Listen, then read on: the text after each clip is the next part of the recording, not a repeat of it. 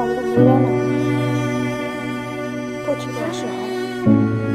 মনে যদি একটা দুঃখ পায় তাহলে স্বামীকে বলতে পারি না। যদি বলি স্বামী আর অনেক উল্টোপাল্টা কথা বলে। এটাই কি বাস্তব? বাপের বাড়ির লোককে বলবো, বাপের বাড়ির লোকও কষ্ট পাবে। আমি কাকে বলবো? তাহলে এই কথাগুলো কাকে বলবো? না স্বামীকে বলতে পারবো, না বাপের বাড়ি কাউকে বলতে পারবো।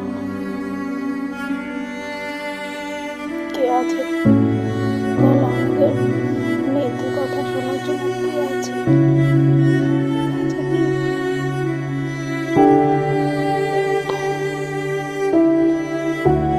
তোমরা একবার ভুল করো, কিন্তু দ্বিতীয়বার তোমরা ভুল করো না।